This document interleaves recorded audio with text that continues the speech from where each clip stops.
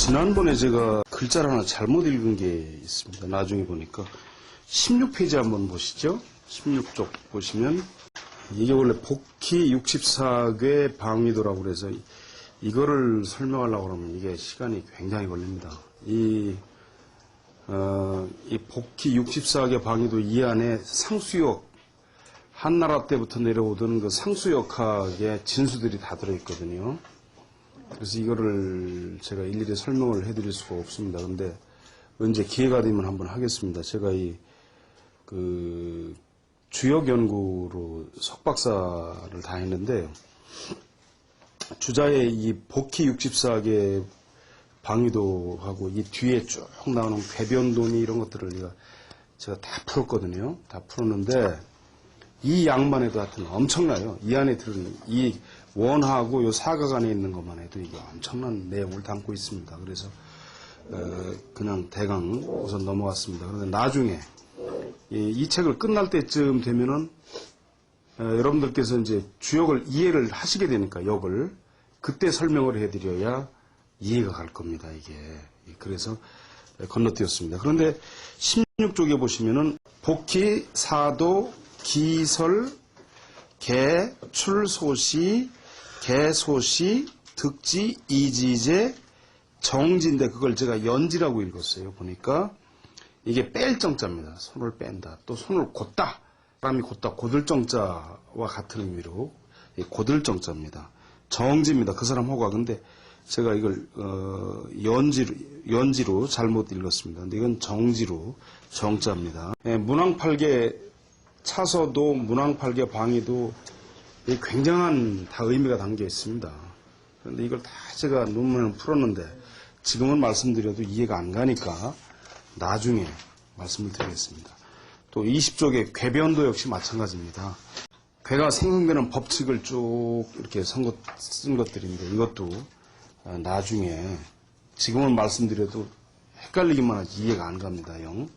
그래서 그런 건 나중에 말씀을 드리겠고, 그 다음에 31쪽 보시면 서의라고 있습니다. 서의. 이게 점을 치는 방법입니다. 원래 의식입니다. 점을 치는 의식.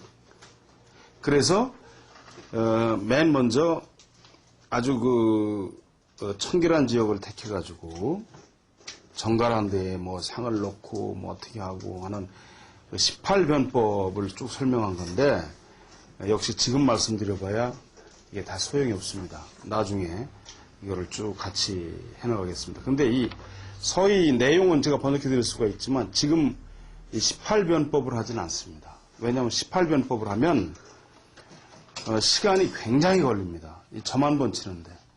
그러면 요즘같이 복잡한 세상에 뭐 전화도 오겠죠. 그 다음에 무슨 시끄러운 소리도 있죠. 그러기 때문에 이 점 한 번 치는데 한 3, 40분씩 궤만 뽑는데 해야 되기 때문에 정신이 흐트러져서 되지가 않습니다. 그렇기 때문에 요즘엔 그렇게 하지 않고 이거 약서법이라고 하는 걸 합니다. 약서법. 그건 다음 시간에 약서법에 대해서 3번의 궤를 빼고 동요를 정하는 방법인데요. 다음 시간에 서죽을 준비해서 그거는 제가 설명을 해드리겠습니다. 18변법은 지금 같은 시대에는 할 수가 없습니다. 도대체. 예. 그러나 어쨌든 중요한 거는 이 주자가 주역이라고 하는 데에 점을 치는 방법을 기록한 거는 주자가 처음입니다. 주역 책에. 예, 그런 특징이 있습니다. 이 18변법에 이게 보면 전체 우주의 변화, 운행 이걸 다 담고 있거든요. 예, 그래서 점을 치는 겁니다, 원래. 제가 이걸 잘합니다. 잘하는데 저도 이건 잘 쓰지는 않습니다. 할 줄은 알지만. 그래서 지금은 3변법이라고 3번에 바로 하는 거 그걸 합니다. 그러니까 그건 나중에 또 말씀을 드리겠습니다. 41쪽 보세요. 주역은 이 원래 상하 양경으로 나눠져 있습니다. 주역의 체제를 다시 한번 말씀을 드리면, 이게 주역이면 그냥 다 똑같은 내용이겠구나 하실 수가 있습니다. 근데 그게 아니고 첫 번째로 맨 먼저 궤 그림이 있지 않습니까? 그죠? 궤. 예? 그런데 여기서 나온 게 맨 먼저, 그 다음에 이 괴사가 있지 않습니까?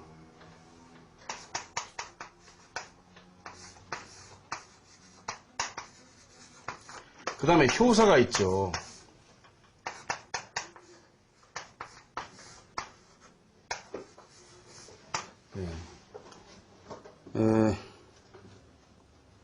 그런데 이 괴가 맨 처음에 건괴부터, 첫 번째 괴가 건괴입니다. 건괴부터 맨 끝에 미제괴로 끝이 납니다. 미제괴로 끝이 나는데 이 괴 순서가 있습니다. 건이 1이고 미제괴가 64번이 됩니다. 이 순서는 도저히 바뀔 수가 없는 거거든요. 그런데 이거를 64개를 다 나누려니까 너무 이게 크단 말이죠. 크기 때문에 이걸 우선 크게 두 권으로 나눕니다. 그러니까 이 주역은 괴사와 효사를 이 경문이라고 합니다.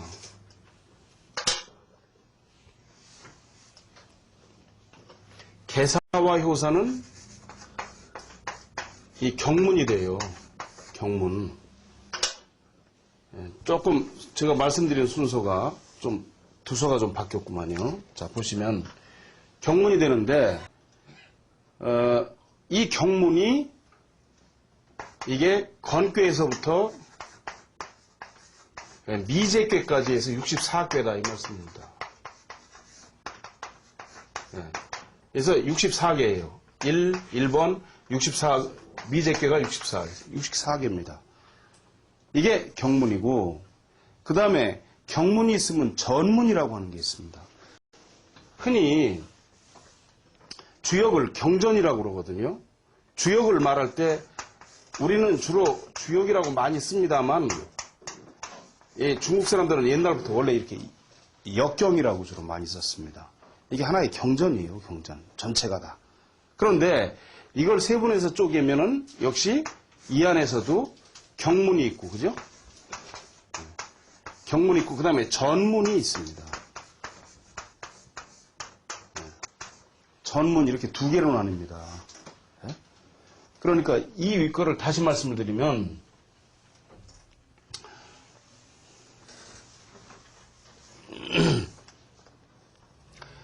이 경문이 뭐냐 하면 괴사,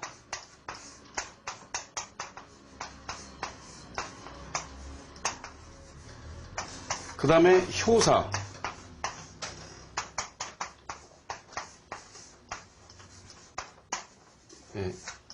이게 경문입니다. 경문. 이거는 지금 설이 여러 가지가 있다고 지난번에 말씀을 드렸습니다. 처음에 괴를 효와 괴를 누가 그렸느냐. 처음에 이름이량이 있다는 걸 봤다는 거죠. 옛날 중국의 복희씨가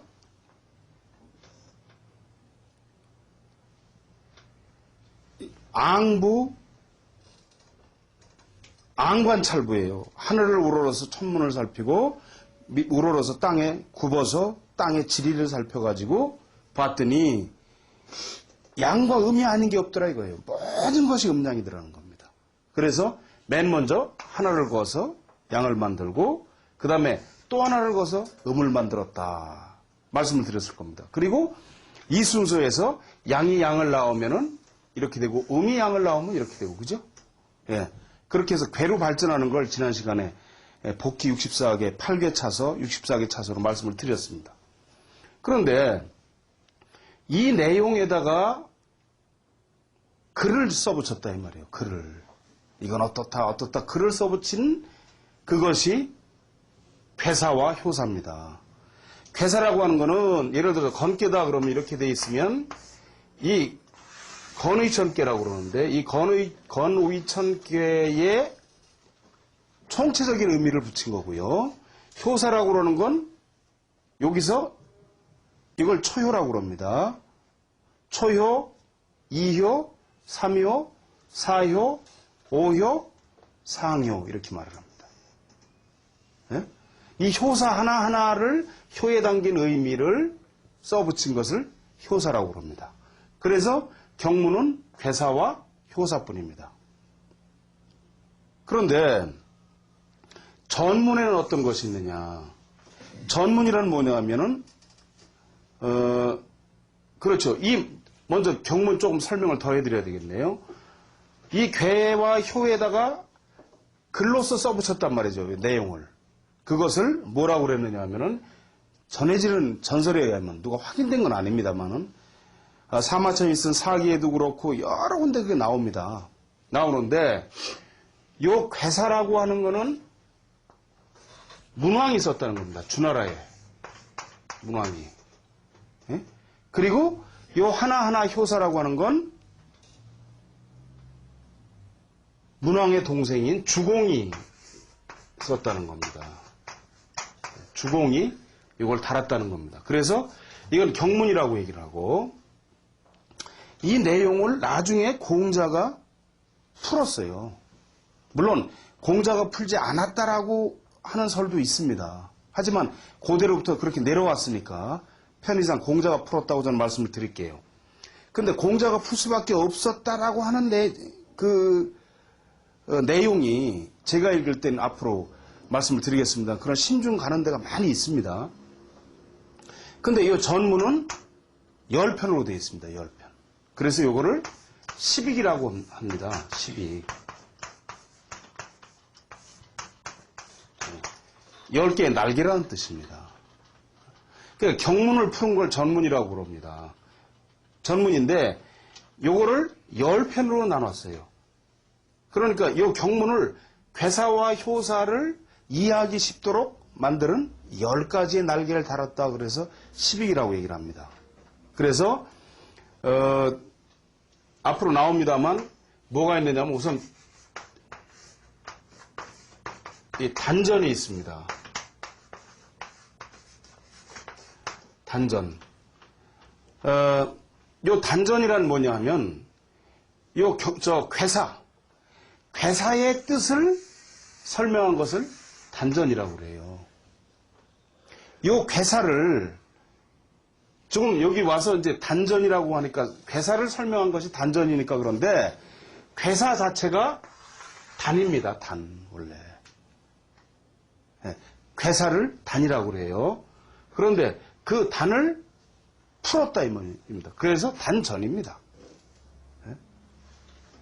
그 다음에 원래 효사, 이 효사를 또 뭐라고 그러냐면 상이라고 그럽니다. 원래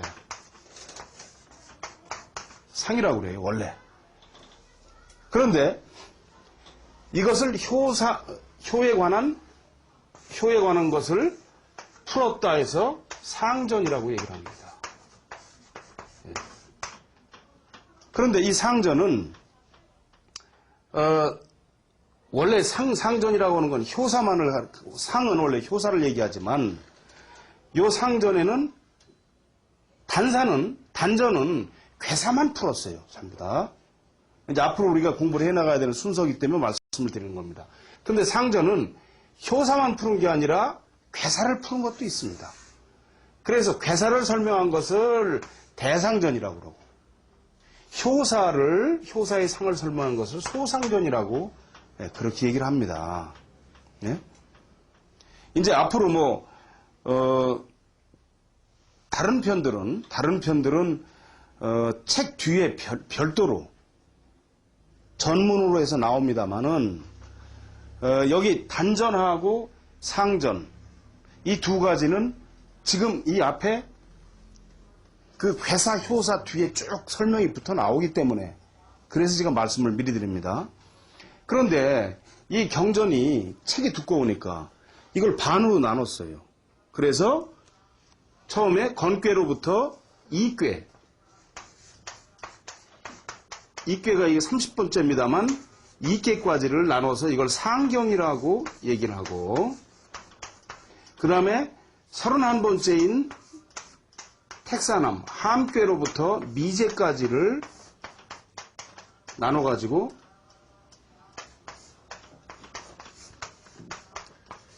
이걸 하경이라고 이렇게 얘기를 합니다. 네. 하경. 예? 자, 그렇게 아시고요. 자, 이제 보면서 또 말씀을 드리겠습니다. 지난번에 아마 그 말씀을 안 드린 것 같은데, 도대체 이 역이란 뭐냐, 이 말이죠. 역이란 뭐냐, 이 말이죠. 여기는, 이게 원래 자의설이라고 하는 게 있습니다. 여기는,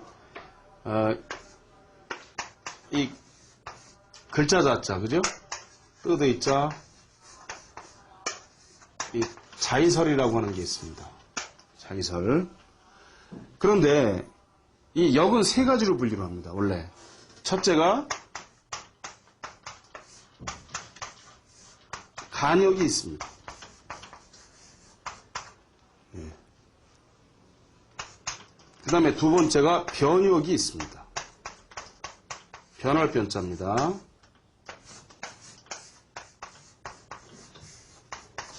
그리고 세 번째가 안입을자 불역이 있습니다. 여기는 크게 이 세 가지의 자의설이 의미가 들어있다고 하는 겁니다. 그러면 간역이란 뭐냐? 이거는 간단할 간자죠. 뭐 책 간자, 간단할 간자인데 하여튼 이게 간단하다는 의미입니다. 역은 아주 간단하다는 거예요. 왜냐하면 고대의 역이라고 하는 게 우주의 진행 과정을 쭉 봐서 만들었기 때문에 이게 무척 간단하다는 겁니다.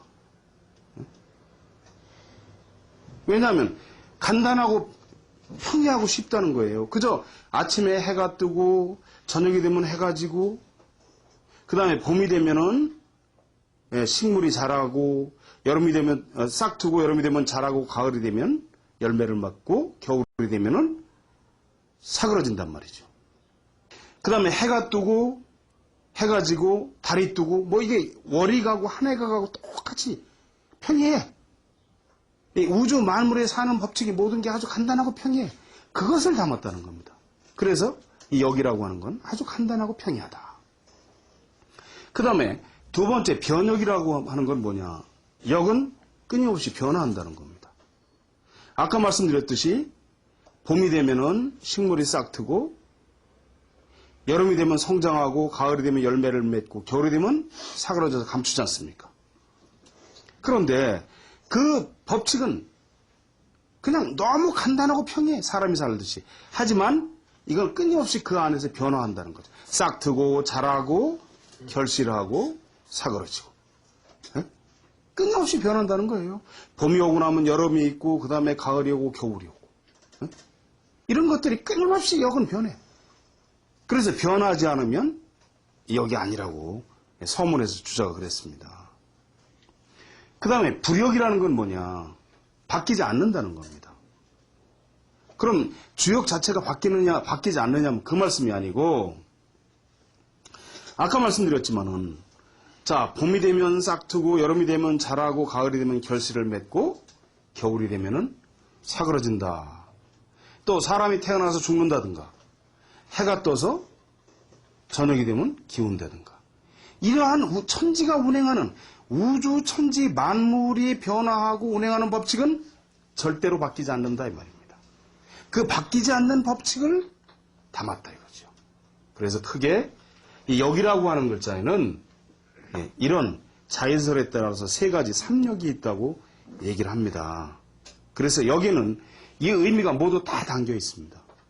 앞으로 하시다 보면 절대 변할 수 없는 것들이 있죠. 예를 들어 유가적 동물로 본다 그러면 군왕은 군왕의 위치로서 거기에 충실해야 되고 그 다음에 신하된 자는 신하된 자의 위치로서 충실해야 된다든가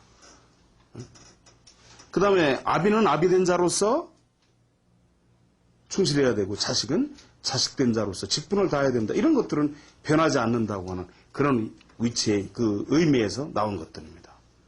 그런가 하면 이제 이 역자를 가지고 말이죠. 누구는 1월 우이 역이다. 그래서 이 앞에 있는 건 해다. 밑에 있는 건 이건 달이다. 그래서 1월이 합쳐져서 역이 됐다든가 그 다음에 또 도마뱀설이 있습니다. 이 역이라고 하는 고대 글자가 보면은 뭐 이렇게 되고 뭐 이렇게 이상하게 돼 있으니까 이건 도마뱀이 남방의 도마뱀이니까 아마 카멜레온쯤 되겠죠. 그죠?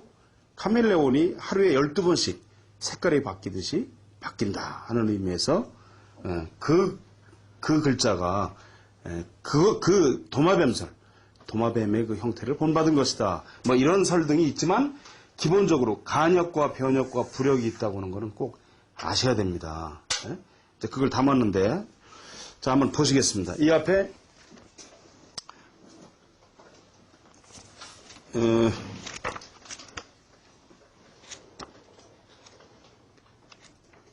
이 주역이 처음엔 어려운 듯합니다. 그런데 쭉 하시다 보면 세상에 주역보다 재미있는 책은 없는 것 같아요. 저는 이 세상에서 41쪽을 한번 다시 보시면서 쭉 말씀을 드리도록 그렇게 하겠습니다. 주역 권지일 그랬잖아요. 1권이라는 뜻입니다. 아까 말씀드렸듯이 상하경으로 나누는데 주자는 이거를 여러 개로 쪼개서 편집을 했어요. 상하경 말고 그 다음에 무슨 계사전이라든지 뭐 이렇게 해서 그렇기 때문에 이렇게 붙인 겁니다. 편의상. 그리고 주역 상경이라고 그랬잖아요. 상경. 건께부터 이께까지를 이제 이 상경에 설명을 한다는 거죠. 읽으면서 설명을 쭉 해드릴게요. 주대명야, 주대명야 그랬습니다. 역, 서명야. 기괴, 본, 복희, 소. 요건 화가 아니라 획으로 읽어야 됩니다. 이건 의미가, 이건 화자입니다. 그림 화자입니다. 근데 그림을 그렸다, 그림이다 할 때는 화로 읽으셔야 되고, 이거를 지금 여기서는 걷다는 의미거든요. 네? 걷다는 의미입니다. 그래서 이건 획입니다. 획.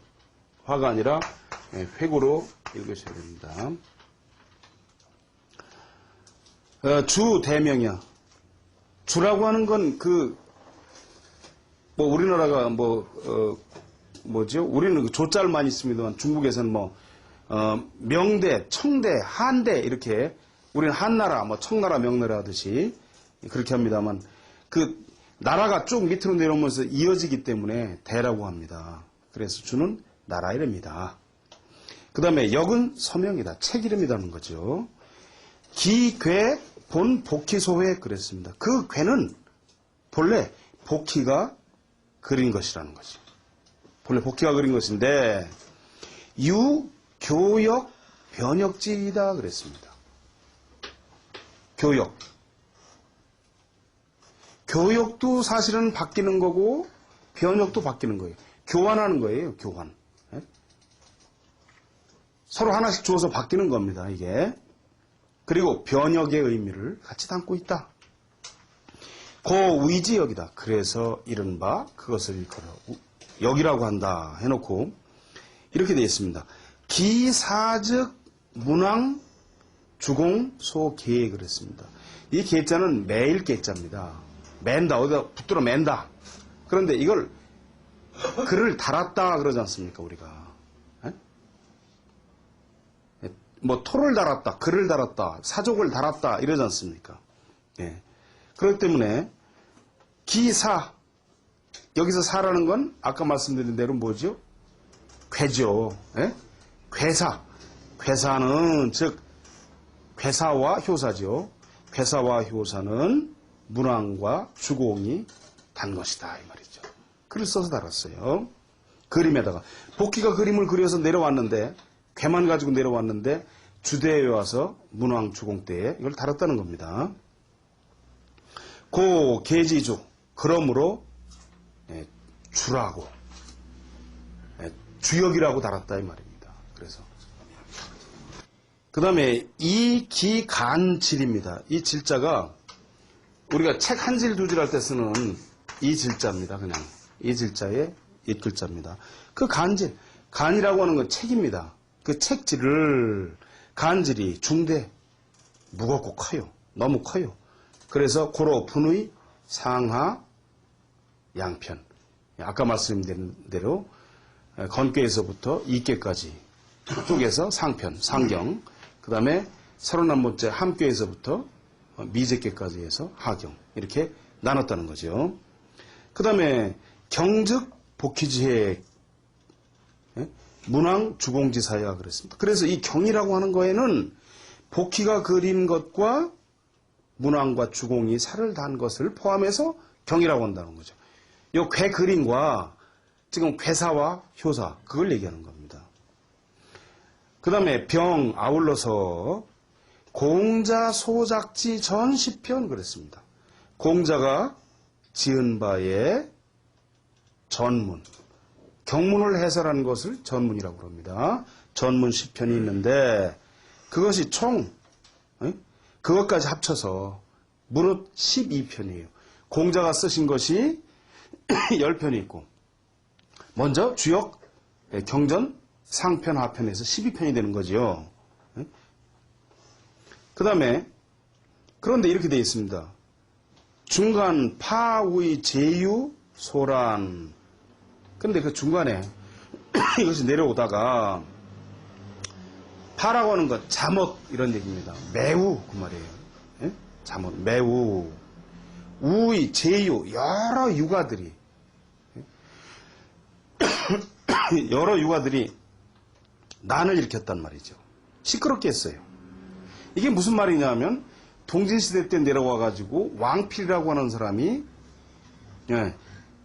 이게 무슨 주역이 점을 치는 책이냐 그게 아니고 육아적으로 이건 의리만 써야 된다라고 해가지고 의리역을 밝히고 했던 그 쭉 내려온 게 있습니다. 왕필 그다음에 그 내려와서 한강백이니 이 사람들 당나라 때 공영달이니 이런 육아들이 원래 점치는 책인데 이걸 무시하고 전부 다 육아적으로만 해설했다. 이걸 난이라고 했습니다. 여기서 지금. 그래서 근세 조시 시정기실 그랬습니다. 근래에 들어서 조시 이 송나라 때 사람입니다. 이 사람도. 이 조자는 아침 조자와 같은 글자입니다. 아침 조자의 고자입니다. 원래 옛 글자를 이렇게 쓰는데 이자가 아침 조자의 옛 고자예요. 옛 글자예요. 옛 글자인데 성이기 때문에 바꾸지 않고 그냥 이렇게 쓰는 겁니다. 그런데 이 사람이 누구냐면 원래 이 조이도라고 하는 사람이에요. 송나라 때 있던 조이도라고 이 사람도 이 주역의 대학자입니다.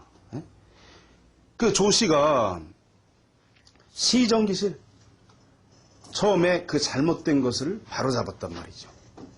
거기다 한나라 때 내려오던 점치던 내역도 넣고 이것저것 다 섞어서 잘 넣었다 이 말이죠.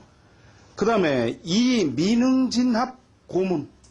그러나 아직도 그 고문 원래 옛날의 그 문의 뜻에는 제대로 합하지를 못했어요. 못했는데 그 다음에 여시 우갱 정저 우이 경 이권 전식권 이렇게 했습니다. 이 여시라고 하는 사람이 원래 이게 책이 있으니까 이런 것도 알아두십시오. 원래 여조겸이라고 하는 사람인데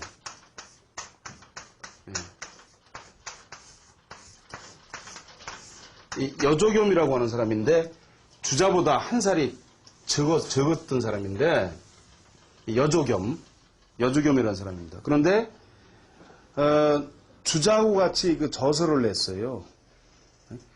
주자하고 같이 이게 원래 근사록이라고 하는 책을 냈거든요. 이 사람이. 근데 주자보다 굉장히 불과 한 50여 세에 살았던가? 그러고 죽었습니다. 근사록이라고 했는데 송나라 때 앞에 쭉 있던 주돈이 그 다음에 장제, 정호, 정희 이 사람들의 그 내용에 좋은 걸 뽑아가지고 근사록이라는 책을 둘이서 폈던 사람이에요. 근데 이 사람도 역학자입니다. 학자입니다. 그런데 그 여씨가 또한 다시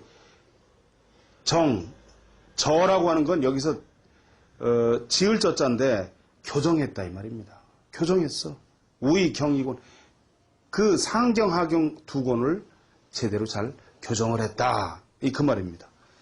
그리고 전식권도 잘 정리를 다시 교정을 했다 이 말이죠. 그래가지고 내, 부, 공시지, 구운 그랬습니다. 그래서 다시 회복했어요. 공시, 여기서 공시는 공자가 아니라 옛날 한나라 때에 공자님의 11대 손이 공안국이라고 하는 사람입니다. 예.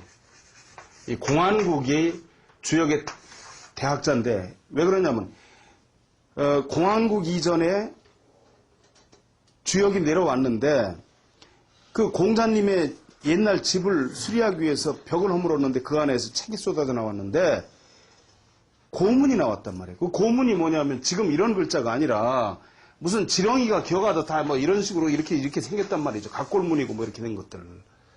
그래서 아무도 이거를 제대로 맞춰서 번역을 못했는데 공자님의 11대 손인 공안국이라고 하는 사람이 그걸 맞춰갖고 그 당시에 쓰이던 금문이라고 뭐 이재금자 쓰죠. 그 당시에 쓰던 글로 지금 우리가 쓰는 한자로 이걸 잘 바꿔놨습니다. 주해를 했다 이 말이죠. 그래서 그 공안국이 하는 것을 옛날에 이런 것을 다시 회복할 수 있었다 이 말입니다. 자, 그 다음에 이제 상경부터 보시죠. 건하, 건상 그랬지 않습니까? 건이 아래에 있고 또한 건이 위가 있다.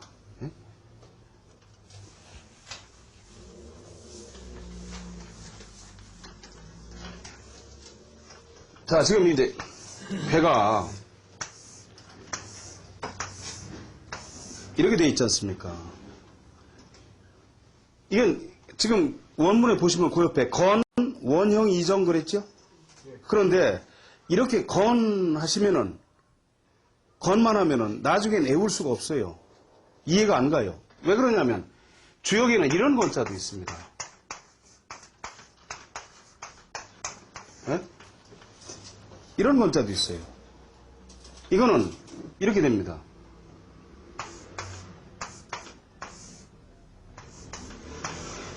네. 이런 깨로 나오는 건이 있어요. 그러니까 그냥 말로만 건괴 그러면 이괴인지 알 수가 없지 않습니까? 이거는 이렇게 쓰는 건자 아닙니까? 그죠? 그렇기 때문에 우리가 애우기 좋게 이것을 이렇게 설명을 합니다.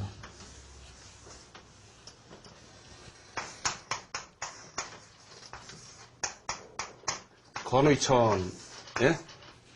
예, 건의천이라고 합니다. 건의천이라고 쓰세요, 거기다가. 건의천. 건의천께예요. 이렇게 해야 애우시기가 앞으로 좋습니다.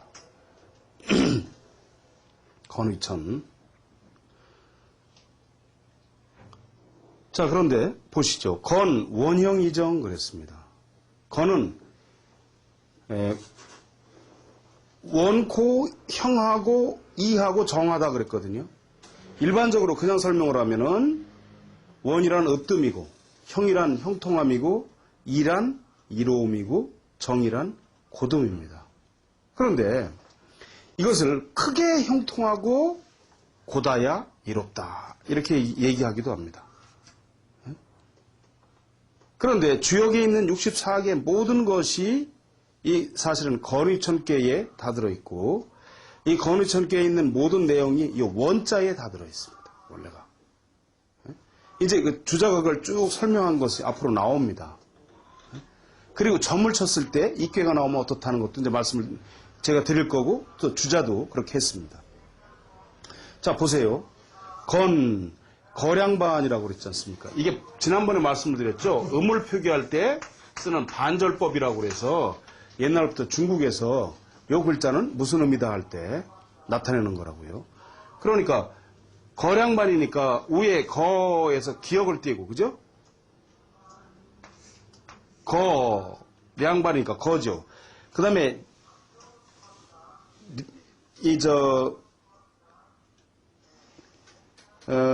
량이니까